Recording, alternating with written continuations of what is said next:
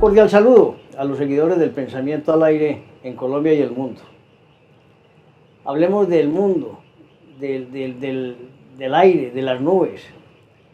Y por eso invitamos hoy a Jorge Osa Aristizábal, un piloto comercial, con 9 miembros de la familia que han realizado su vida a través de la aviación. Su padre, el capitán Osa, un tío, 4 hermanos, un sobrino y un hijo. Una locura, toda una familia entera dedicada a volar. Jorge es un hombre que no le gustó estar mucho en la aviación, digamos, tradicional comercial, sino que realizó su actividad en otros aspectos de la aviación. Estuvo en ADA, fue instructor, estuvo también con la defensa civil y realizando otras miles de actividades. Por eso le damos la bienvenida al capitán Jorge Osa. Doctor Montoya, muchas gracias por esta invitación. Espero que sea de completo agrado y más o menos dar como unas pautas el tipo de aviación que yo viví, muy diferente a la aviación comercial. Unas experiencias personales que si las tuviera que volver a vivir, las viviría. Pues una maravilla, porque no todo el mundo dice que repetiría la historia de la vida, y usted sí la repite. Eso es una maravilla. Sería un orgullo. Empiezo mostrándole a nuestra audiencia cómo él en la pandemia utilizó el tiempo para escribir, y aprovechó y escribió un libro que tiene el prólogo del capitán Mejía, y también en el anverso está comentarios de Alberto Maya. De manera que esta historia la vamos a empezar a desgranar a través de este libro que se llama Y el tiempo pasó volando. Ese tiempo pasó volando nos va a permitir disfrutar de toda la vida de un ser humano magnífico para conocimiento y beneficio de la gente del mundo. Jorge, obviamente pues de reiterar que usted llegó a la aviación por su papá y su tío, pues es redundante, ¿no? Pero ¿cómo es esa historia familiar? Doctor, se puede decir que la dinastía Osa la inició mi padre, Ignacio Osa, desde su pueblo en Caramanta. Cuando él veía pasar una aeronave, él le comentaba a sus amigos, conocidos, familiares, de que él tenía que ser algún día piloto. Desgraciadamente, por la situación económica difícil que vivía la familia, y aparte de eso, el padre de él no le permitía, decía que jamás invertiría un peso en la aviación, porque él consideraba que eso significaba matarse, morir. Con el tiempo, mi padre, después de desempeñar cantidades de puestos públicos, profesor, asistir al ejército, para prestar el servicio militar y todo eso, se vino para la ciudad de Medellín y con mucho esfuerzo logró conseguir su licencia de piloto comercial y esto fue el inicio de la dinastía Osa. De la dinastía Osa. El tío también, igual, el hermano se entusiasmó con el papá. Correcto, él tiene un hermano que se llama Javier Osa y se dedicó a estudiar ingeniería química en la Universidad de Antioquia, donde él cuenta que empezaron como 50 compañeros y creo que no terminaron sino como 7 la carrera. Y él fue uno de ellos, sacando unas notas excelentes. Pero en los últimos años de eso, se aficionó por la aviación y también logró, con la ayuda de mi padre, su licencia de piloto comercial, y con el tiempo logró fundar su propia empresa, Aves, Antioqueña de Vuelos Especiales. Muy bien, y de eso la familia vivió.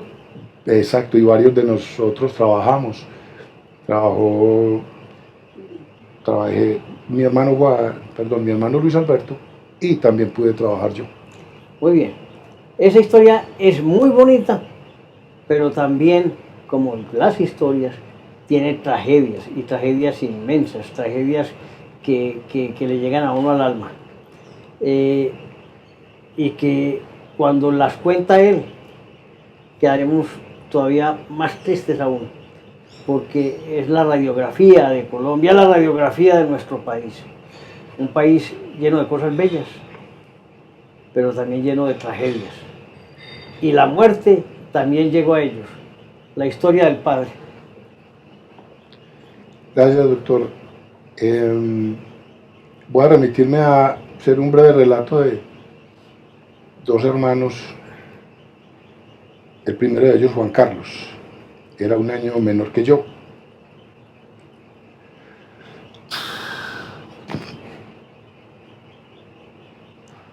Tenía 24 años de edad y le pidieron en la empresa Cernica del capitán Jaime Castro que efectuara un vuelo a Apartado para llevar 2 millones de pesos a una reconocida entidad bancaria en Apartado.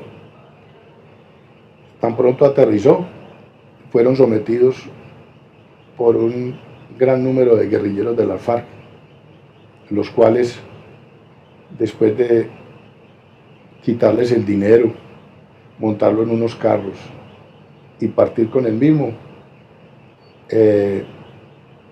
tuvieron la idea de fusilarlos, masacrarlos. Mi hermano se encontraba dentro de la aeronave, no había descendido y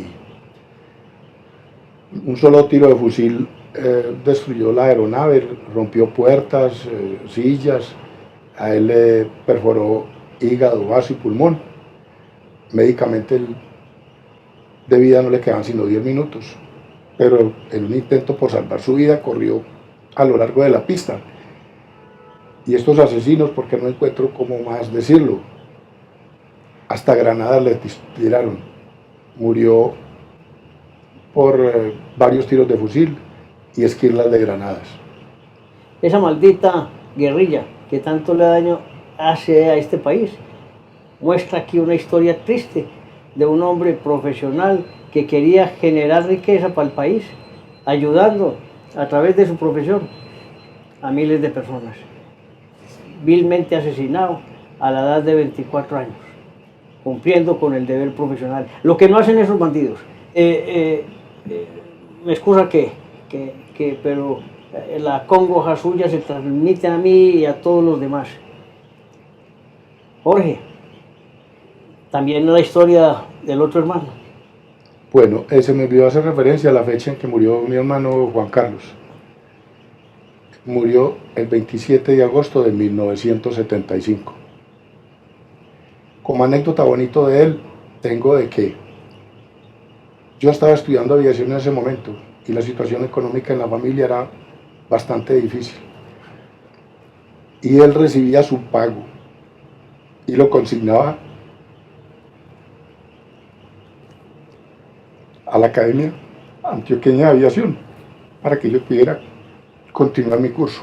Desgraciadamente lo tuve que suspender cuando el día 27 de agosto de 1975 estos, si se puede decir, seres humanos acabaron con la vida de mi hermano Juan Carlos.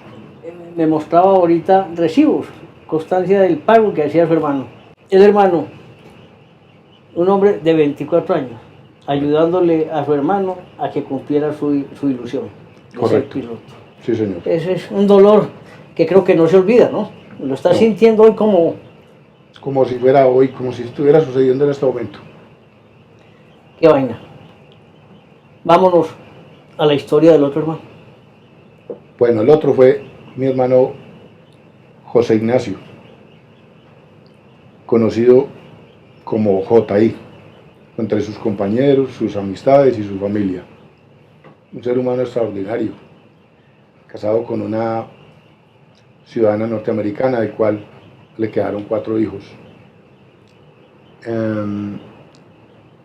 El día 27 de noviembre de 1989 despegó de Bogotá en un vuelo de itinerario entre la población de Bogotá y Cali, y a la altura de la población de Soacha la aeronave explotó. Todos los 107 pasajeros más la tripulación, todos murieron. Y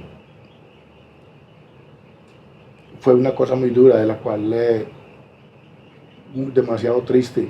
Yo hacía 20 días me había encontrado con él en Bogotá, conocí su oficina por primera vez, y lo más aterrador de esto es, experimenté esa sensación de la negativa. Yo le decía a mi señora, amor, nadie utiliza el teléfono, porque mi hermano JI me va a llamar a decirme que está bien, que a él no le pasó nada. Es una negación que uno no sabe de dónde sale, pero tuvimos que aceptar la realidad. Ya mi hermano J también había partido. Con el tiempo hubo muchas especulaciones, se hablaba de que el narcotráfico, que por qué mataron, la intención era matar al presidente Gaviria, quien supuestamente iba en ese vuelo. Que no era presidente aún. Perdón, al candidato Gaviria, disculpe, sí señor, al candidato Gaviria, y no, nos quedamos sin saber, pero la vida tiene sus compensaciones, y supuestamente el autor de aquel acto diabólico, el tiempo me dio la oportunidad de verlo escurrirse por las cañerías y por los techos, tratando de salvar su vida, como una rata, como lo que era. Un magnicidio, un asesinato de 107 personas por el capricho de otro bandido, del narcotráfico, Pablo Escobar Gaviria. Miren pues que los flagelos de la violencia en Colombia están centrados también en una familia que no ha hecho sino construir país. Qué dolor, qué sensación de tristeza, qué molestia el contar estas historias tristes que enlutan permanentemente la memoria de Colombia. Jorge, ese libro y el tiempo pasó volando. Mire que nos permite volver a esos momentos como si fuera hoy, como si lo estuviéramos viviendo en este instante. Y eso es lo que Colombia no ha entendido, el dolor de las familias, el dolor de las víctimas, el dolor de la violencia, y el que no haya realmente ni verdad, ni justicia, ni tranquilidad para las familias. Y unos señores en unas mesas dicen que hay que trabajar con justicia y con verdad, y no pasa eso. Jorge, la vida suya es de anécdotas, pero ya anécdotas que permiten mostrar el talante del piloto, el talante del hombre que ayuda a las comunidades. Hay muchas historias que usted ha vivido, pero contemos anécdotas, por ejemplo, las de Urrao. Lo que, todos son historias de vuelos que se transmiten en historias muy bonitas. Correcto, doctor. Cierto día me encontraba en la finca de mi hermana Margarita y su esposo, el doctor Jorge Iván Carvajal, aquí en el Alto de Las Palmas. Y más o menos a eso de las 4 de la tarde recibí una llamada en la que me decían, de la patrulla aérea, que si era posible hacer un vuelo a Urrao, pues una niña había tenido un accidente y tenía exposición de vísceras y su vida dependiera de minutos de una atención médica. Yo en ese momento estaba tomándome unas cervecitas y estaba bastante animado, pero primó más mi deseo de hacer algo por esta niña. Llamé al encargado del hangar, le dije que tuviera la aeronave afuera lista, era un bimotor, y llamé a la torre de control y les pedí que por favor me colaboraran, que iba en un vuelo de auxilio, y todos ellos me colaboraron. Y el hecho es que fui a Urrao, recogí la enferma, y cuando estaba iniciando motores para rodar a Medellín, un señor me hacía señas, no podía saber qué era, determiné a pagar la aeronave y averigué, y me decían que es que venía una ambulancia con un señor que había tenido un accidente automovilístico y estaba muy grave y era urgente su traslado a Medellín. Decidí esperarlo, y efectivamente llegaron con el paciente, estaba en muy malas condiciones, solamente pudo venir como acompañante por espacio dentro de la aeronave el primer médico que llegó con la niña. Recibió instrucciones del otro médico para su paciente, el del accidente automovilístico, y por fortuna pude traerlo a Medellín, y 2 días después recibí una tarjeta de felicitación de la patrulla aérea y al día siguiente de la Cruz Roja, donde me daban los agradecimientos. ¿Ambos se salvaron? Todos dos salvaron la vida y me queda ese orgullo de haber hecho algo por 2 personas. Qué maravilla. ¿Puede haber habido un pago mejor? No pudo haber un mensaje mejor. ¿Qué hay de la vida de ellos? ¿Sabes algo? Nunca más. Nunca más. Nunca más, porque eso lo manejaron a través de las 2 entidades, de la Patrulla Aérea Civil Colombiana y de la Cruz Roja de Antioquia. ¿De esas cuántas más anécdotas tiene de vuelos que permitieron salvar vidas? Doctor, yo cuando le cuento, yo prácticamente no me ingresé a la aviación comercial por una simple razón. Cuando yo terminé, todos mis compañeros, las compañías comerciales no estaban necesitando personal.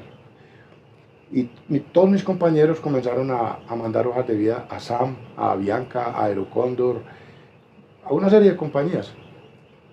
Y resulta que a mí alguien me dijo, hombre, la comunidad claretiana están necesitando un piloto, y algún día recibí una llamada del ecónomo de la comunidad, el padre Gabriel Mejía, ya conocido.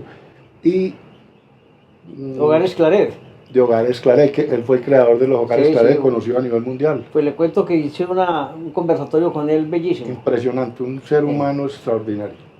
Bueno, entonces siga. Entonces fui allá y el padre Gabriel Mejía me dijo, ¿te gustaría trabajar con nosotros? Eso fue en el año 1978. Y le digo, se llamaba Programa Aéreo de Salud de Norte Chocuano. Eso era ayudado por una organización de un señor llamado Alan de Villegas, un señor belga, extraordinaria persona. Y se hizo un programa para el pueblo, a comunidades muy pobres, y me tocaba prestar el servicio sacando enfermos, moviendo heridos, prestando el servicio a la comunidad. Sociedad. Y ahí aprendí a servir a los seres ¿Cuántos años humanos. estuvo el padre Gabriel? Estuvimos 1 año, el programa duró 1 año. Sí, ¿Y de ahí qué hizo? No, ya salí y ya me dediqué a montar como un negocio mío de vuelos expresos, haciendo vuelos expresos, llevando finqueros a sus fincas, llevándole a las familias, movilizándolos, trayendo enfermos, trayendo muertos. Eso fue uno de los que más satisfacciones me dio, porque para esa época nadie prestaba el servicio de transporte aerofunerario, y yo puedo decirlo que yo fui el iniciador de eso, y hasta tener un vuelo en traer 3 cuerpos de 3 personas que habían sido asesinados en apartado por la guerrilla por no cumplir sus requerimientos económicos. Ay, hombre, Jorge, volvemos al dolor. Hay unos cuentos de desplazados. Cuéntese. Yo me encontraba laborando en ADA, Aerolínea de Antioquia, y teníamos unas aeronaves Dornier 28, unas aeronaves de fabricación alemanas, lo más espectacular del mundo. Su único problema eran los ruidosos los motores, pero como aeronave increíble. Y algún día la Presidencia de la República solicitó a la empresa si era posible ir a Bahía Cupica para sacar una serie de desplazados, desconocíamos el número, y la empresa determinó enviar 2 aeronaves. Y desde la pista era corta, yo personalmente no la conocía. La pista era corta, estaba encenagada, aterrizamos. Los mismos campesinos nos ayudaron a ubicarlas para que el otro compañero pudiera llegar, y nos dedicamos a sacar durante 2 días desplazados. ¿Y ese desplazamiento era surgido de dónde? Algún grupo armado le dijo a la población civil que tenían 48 horas para abandonar la región, que pasado ese tiempo todo el que estuviera por ahí lo mataban. Entonces esa fue una de las tareas bonitas, porque mi compañero y yo le echábamos más pasajeros de la cuenta a la aeronave, porque era tal la cantidad de gente que vimos que en 48 horas no íbamos a ser capaces de hacer eso, y lo logramos. ¿No tuvieron ráfagas de disparo, nada? No, fueron muy respetuosos, nunca supimos qué grupo fue el que los amenazó, pero fueron muy respetuosos con las 48 horas. Y logramos evacuar hasta la última persona. Esa sí la respetaron. Sí lo respetaron. Lo único que han respetado. No puedo, porque realmente no sé cuál sería el grupo que lo hizo. Digo yo. Eso nunca lo averigüé. Si fue X o Y bando, no. El hecho es que el grupo que los tenía amenazados respetó, fue muy respetuoso. Mejor, es una vida de anécdotas que uno se puede quedar aquí hablando días y noches. Pero usted conoce la geografía completa de este país. Y yo le voy a hacer una pregunta. Cuando uno va en un avión comercial, al salir de Medellín o salir de Río Negro, a los 3 minutos, usted no ve sino tierras y tierras y verde y verde. Hay para todo el mundo, hay ríos, hay montañas bellísimas, pero poco cultivo, ¿no? Sí, honestamente a mí me tocó la época en que la aviación era muy incipiente. Prácticamente con lo único que contábamos era con un ADF. Entonces era una dependencia tal a un instrumento, un ADF es un instrumento que nos señala dónde está una estación con una potencia, con una buena potencia de transmisión. Y eso nos ayudaba mucho para ubicar ciudades grandes como era Medellín, Cali, Bogotá, todo eso. Pero para el resto del país era un poco más complicado. Entonces era una aviación en la que teníamos que conocer mucho el terreno. O sea, eso vino con nosotros. Y siempre andábamos con un mapa, el cual nos iba indicando, porque era imposible conocerlo todo. Pero dicen que es el famoso que usted inclusive lo tiene, el mapa ESO. Yo tengo un mapa ESO y eso es, para mí es un documento que varias personas me han pedido que lo regale o que no, está deshecho de lo viejo, y se nota donde le puse cintas cuando se rompía y volví y lo armaba, pero es un documento que para mí tiene toda la historia de la aviación en Colombia, y ese fue la guía mía para ir a sitios donde yo no conocía. Me mostraba X río, me mostraba X accidente, X cerro, X población. El tema más complejo es cuando ustedes van volando y hay nubosidad y no sabe la altura de las montañas. Debe ser tenaz eso, ¿no? Sí, pero ya en esa época existían unas cartas de navegación y lo llamaban manual de rutas, y eso era producido por la Aeronáutica Civil para los pilotos, y eso le indicaba a uno más o menos las alturas en ciertas rutas, ciertos trayectos. Pero un viento te saca de... lógico. Y ahí sí queda listo. Pero con el tiempo fueron apareciendo otros instrumentos que le iban mostrando a uno cuánta desviación tenía uno de la ruta, y ya fueron apareciendo en cierta forma una tecnología más avanzada, y ya entre otras, a eso se dieron varios accidentes. Había uno que de Panamá cayó en el cerro, ¿cómo se llama? Ese fue el cerro... Tusa, ¿no era? No. El cerro El Burro, por Frontino. Ese es una de las accidentes que se le debe a las Fuerzas Armadas Revolucionarias de Colombia. Otra vez volvemos. Porque ellos volaron el BOR de Río Negro. Y el piloto, todos los pilotos llegaban al BOR, hacían la aproximación y cero problema. Desgraciadamente ellos, en un acto inhumano, tumbaron el BOR, lo volaron. Y el piloto que venía, piloto con mucha experiencia, tenía solo un ADF. Y por una indicación errónea de ese ADF, perdieron la vida un montón de personas. Eso es una deuda que tienen las Fuerzas Armadas Revolucionarias de Colombia con Colombia. Miles de deudas. No pasará el tiempo para pagar. Otro accidente que hubo, otro avión, creo que era de San Leandro, impactó contra el cerro por los lados de Urrao. Era ese. ¿Era ese? Claro, el piloto, el ADF le dio una marcación errónea y el piloto la interpretó como correcta y se mataron. Un cálculo dicen que pequeño espacio pues faltó. Mire, hay una cosa, doctor, que yo tengo clara, y es, nunca, nunca he juzgado a un compañero. Cuando ocurre un accidente, sale el genio. No, es que fulano hizo esto, es que él no hizo aquello, es que mira que no sé qué y tal.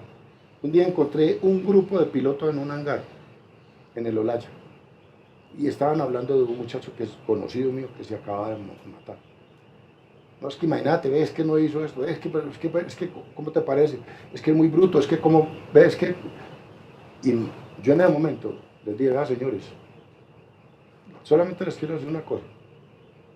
El capitán X salió con los mejores deseos del mundo, de salir un vuelo agradable, que todo le saliera bien. En su mente, él no estaba programado para matarse, para accidentarse. Lo único que yo lamento, señores, es que en esa cabina no hubieran estado ustedes. Hoy lo tendríamos vivo. Me paré y me fui, y todos se quedaron callados. Pues un buen ejemplo de usted. Todos se quedaron callados. Juzgar es muy fácil, Sí. meter culpas es más fácil todavía. Y pasar como los salvadores sin estar es otra historia, ¿no? Exactamente.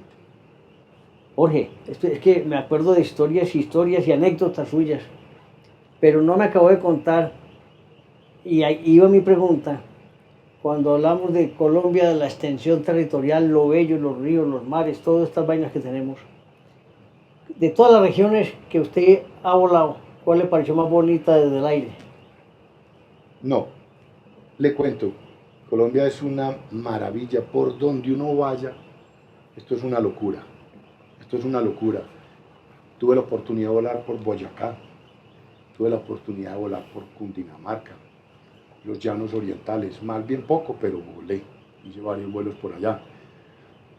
Todo lo que es el cauce del río Magdalena, desde el Paramillo hasta Barranquilla, eso es una locura. Una locura, este país es una hermosura. Desgraciadamente vemos videos de otros países y creemos que lo más bonito está por fuera. Qué pesar, no conocemos a Colombia.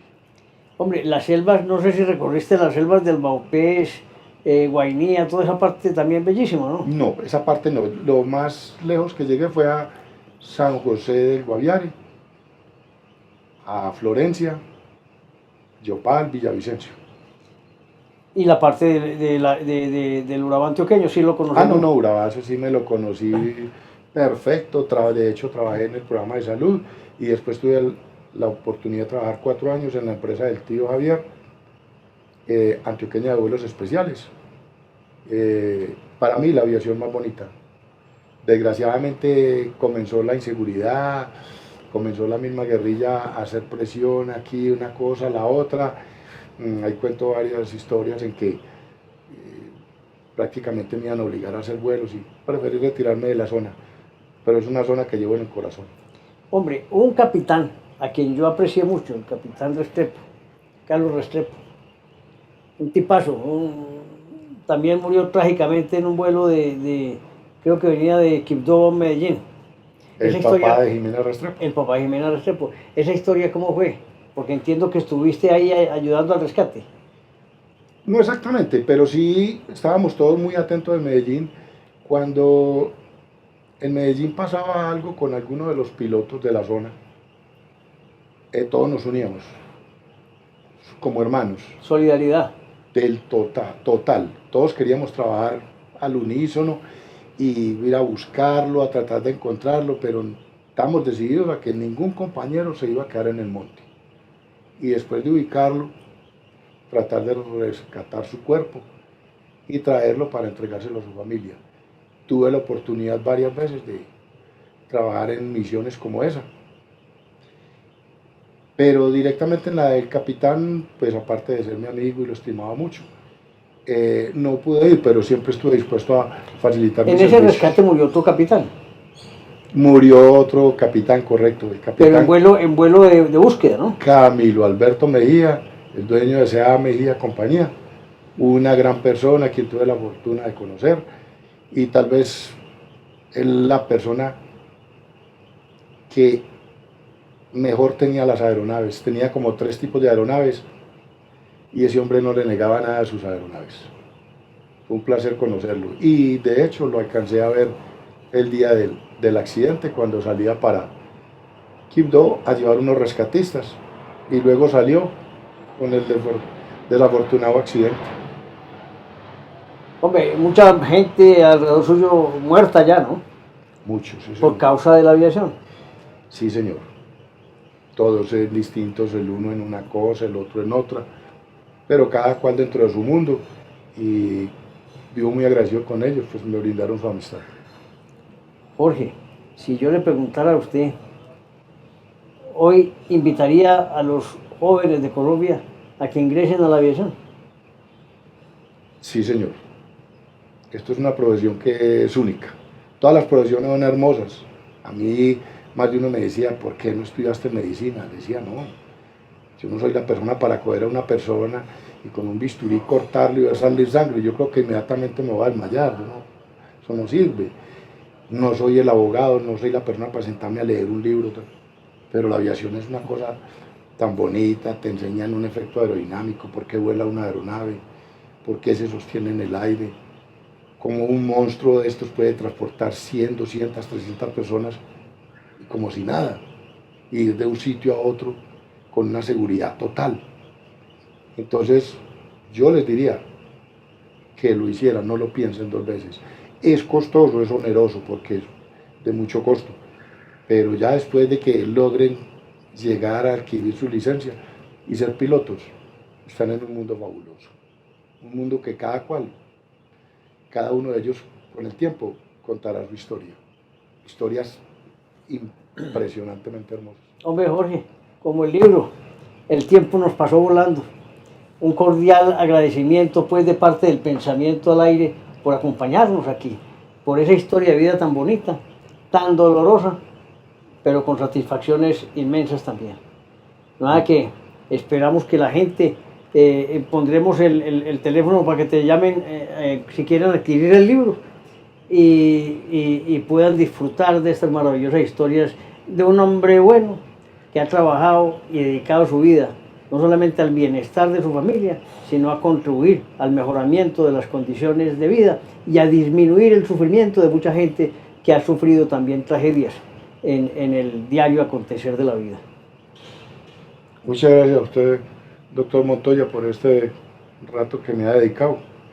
Traté de ser lo más claro posible y quiero darle las gracias a todos los que de una u otra forma contribuyeron para la seguridad de mis vuelos, controladores aéreos, compañeros pilotos con sus consejos, instructores, inspectores, todos de alguna u otra forma me ayudaron a salir adelante y a ser más personas.